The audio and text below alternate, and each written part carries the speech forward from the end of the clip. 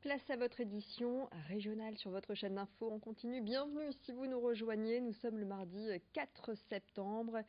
Et pour débuter, c'est le bilan de la braderie de Lille, terni par de sombres affaires, des agressions à caractère homophobe.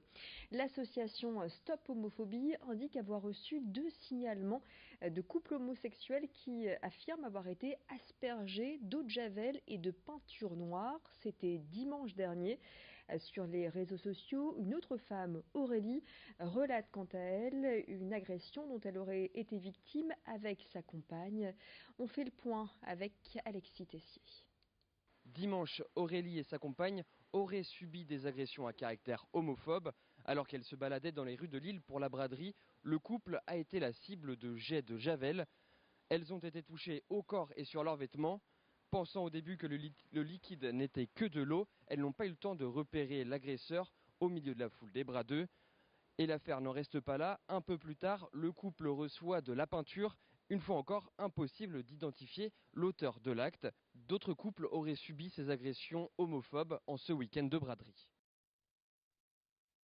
En ce retour de vacances, les partis politiques font également leur rentrée.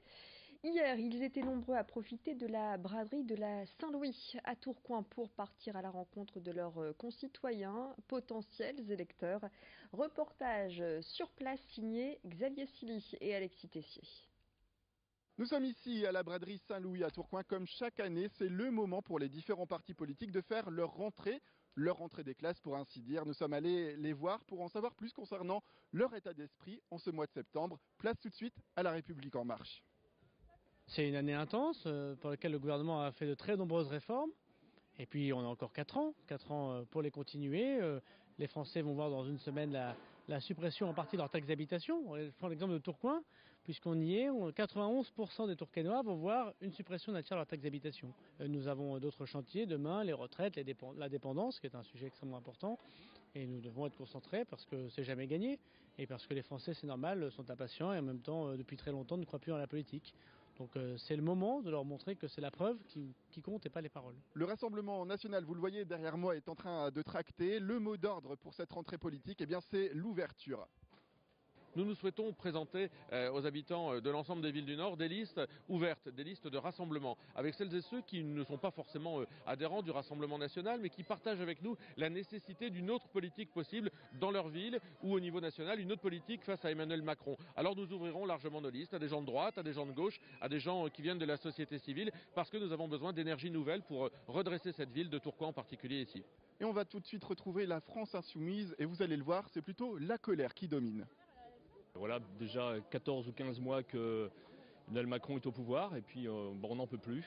On a vu cet été le scandale de l'affaire Benalla et finalement il n'y a pas grand chose qui bouge, quoi. Nous c'est la colère qui domine, quoi. Bon, la France insoumise aujourd'hui, je pense que chacun peut constater que c'est la principale force d'opposition à Emmanuel Macron. Mais on ne s'en satisfait pas complètement de ça. Nous, l'essentiel, c'est pas d'être opposant pour être opposant. L'essentiel, c'est de pouvoir aujourd'hui apporter une nouvelle réponse qu'on pense apporter dans les mois à venir. Et pour le parti Europe Écologie Les Verts, eh bien, le mot d'ordre, c'est l'énergie. Pourquoi ? Parce qu'il y a eu beaucoup de catastrophes climatiques cet été et également, vous le savez, la démission de Nicolas Hulot au poste de ministre de la Transition écologique. Tout l'été, on a eu une terrible canicule. On voit bien que la planète se réchauffe et qu'elle va devenir invivable si on ne fait pas quelque chose. Nous, on est plein d'énergie. On a passé un été avec notre nouveau candidat pour les européennes, Yannick Jadot, très enthousiasmant. On va travailler très fort là pour les européennes. C'est notre prochain objectif. Et par ailleurs, on pense déjà aux municipales dans toutes les villes de la métropole lilloise. Ici, sur la braderie de Tourcoing, la rentrée politique pour le Parti socialiste, c'est quoi ? C'est du tractage, mais c'est surtout, vous allez le voir pour les mois à venir, de la réflexion avant de reprendre la bataille de plus belle. Voilà, on redémarre une saison politique. Le coup d'envoi, pour nous, c'est aujourd'hui. Même si nous travaillons déjà et que nous avons quand même fait pas mal de réunions. Mais voilà, j'avoue que nous sommes en pleine réflexion actuellement sur, bien sûr, les personnes le renouvellement aussi des personnes et les personnes qui iront peut-être porter haut le drapeau des socialistes, qui je pense qu'il est encore important qu'ils soient présents à travers la France.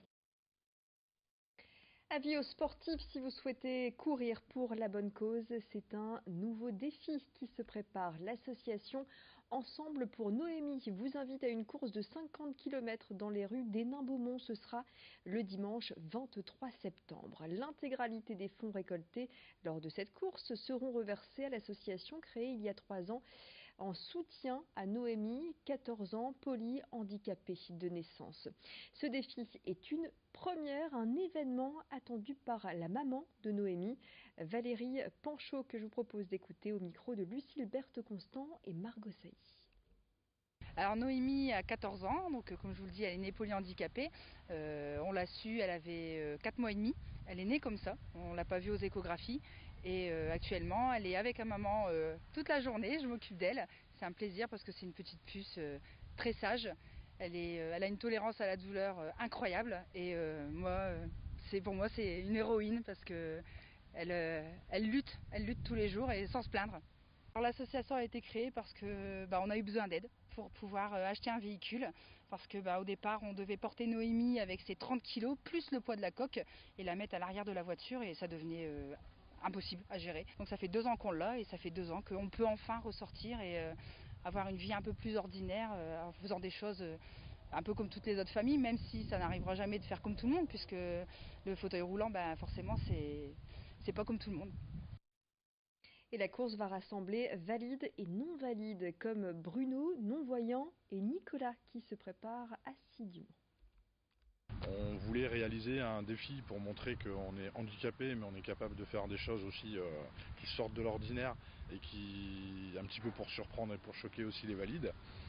Mais on voulait pas le faire bêtement, on voulait que ça serve à quelque chose et quoi de plus beau que de pouvoir le rendre à travers le fait de pouvoir aider Noémie à récolter des fonds. Quand on voit sa maman parler d'elle, on pouvait faire que quelque chose pour eux. Donc voilà, on s'est lancé ce défi des 50 km. Donc Bruno en tant qu'athlète non-voyant et moi avec un fauteuil par contre classique, pas avec un fauteuil de course. Donc ça n'a jamais été réalisé encore. Voilà, n'oubliez pas, ce sera le dimanche 23 septembre à Hénin-Beaumont, fin de cette édition régionale. À suivre les prévisions météo et puis le flash local. Restez avec nous.